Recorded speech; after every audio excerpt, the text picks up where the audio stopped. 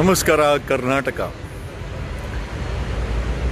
2024ರಲ್ಲಿ D K ಸುರೇಶನ ಸೋಲಿಸಿದ್ದು ಬೇರೆ ಯಾರೂ ಅಲ್ಲ, ಮುನ್ರತ್ನ ಪ್ಲಸ್ ರಮೇಶ್ ಜಾರಕಿಹೊಳಿ ಪಾರ್ಟ್ನರ್ಶಿಪ್ಪು ಮತ್ತು ಅವರ ರಣತಂತ್ರ ಒಂದು ದೊಡ್ಡ ಟೀಮೇ ಇದೆ.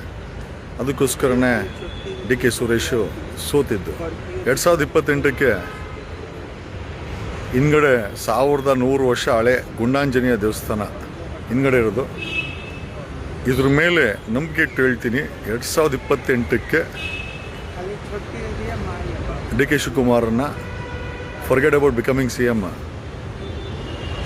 2028ಕ್ಕೆ ಅವರನ್ನು MLA ಆಗಿ ಸಹ ಸೋಲಿಸಿ ಮನೆಗೆ ಕಳಿಸ್ತಾರೆ. ಒಂದು ದೊಡ್ಡ ರಣತಂತ್ರನೇ ಎಳೆದಿದ್ದಾರೆ.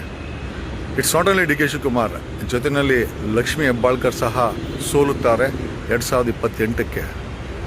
ನಾನು ಆವಾಗಲೇ ಒಂದು ಪೋಸ್ಟ್ ಹಾಕಿದೆ, ಹಿಂಬಾಲಕರೇ ಜಾಸ್ತಿ ಇರೋವಂಥ ಈ ಸಮಾಜದಲ್ಲಿ ಸಾಮಾನ್ಯ ಜನ ನಗಬೇಕು, ಅವ್ರ ಹತ್ರ ದುಡ್ಡು ಉಳಿಬೇಕು, ಅವ್ರ ಅಧಿಕಾರಕ್ಕೆ ಬರಬೇಕು, MLA ಆಗಬೇಕು, ಬಡವ್ರ ಮಕ್ಕಳು MP ಆಗಬೇಕು, CM ಆಗಬೇಕು ಅಂತ ಆಸೆ ಪಡುವಂಥ ವ್ಯಕ್ತಿ ನಾನು. ನೀವು ನನ್ನ ಸ್ಟೇಟ್ಮೆಂಟ್ ಮೇಲೆ ನನಗೆ ಹೇಳಿದ್ರು ನೀನಾ ಅಂತ ನಗೋರು 1000 ನಗಲಿ. 15 ವರ್ಷ ದೆಹಲಿಯನ್ನು ಸತತವಾಗಿ ಆಡಿದಂಥ ಕಾಂಗ್ರೆಸ್ಸನ್ನು ಕಿತ್ತು ಬಿಸಾಕಿದ್ದು ಇದೇ ಅರವಿಂದ್ ಕೇಜ್ರಿವಾಲ.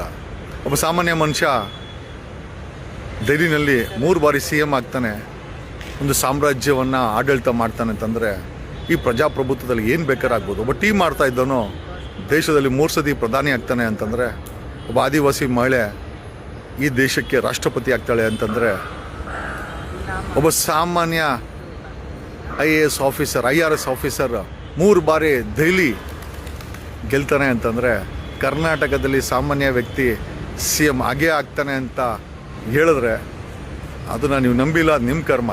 ಬಟ್ 2020 ನನಗೆ ಗೊತ್ತು, ನಗೋರೆಲ್ಲ ಏನೋ ಈ ಪಕ್ಷಗಳ ಬಕೆಟ್ಗಳು ಇರ್ತಾರೆ ಅಂತ.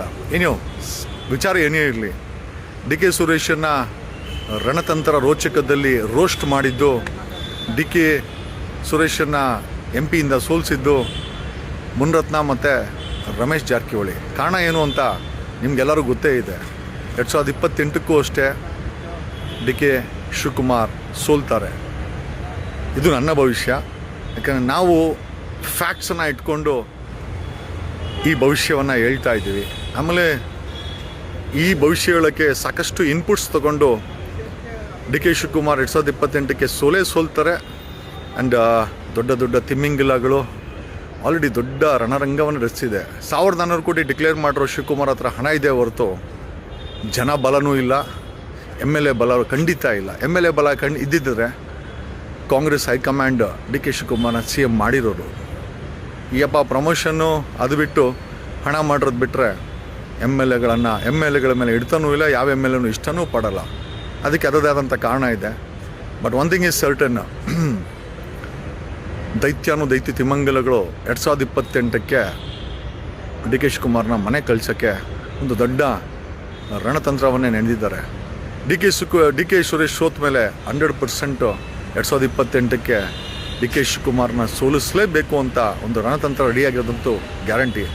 ಜೊತೆಯಲ್ಲಿ ಡಿ ಕೆ ಶಿವಕುಮಾರ್ ಜೊತೆಯಲ್ಲಿ ಲಕ್ಷ್ಮೀ ಹೆಬ್ಬಾಳ್ಕರ ಸೋಲ್ತಾರೆ. ಇದು ನನ್ನ ಭವಿಷ್ಯ.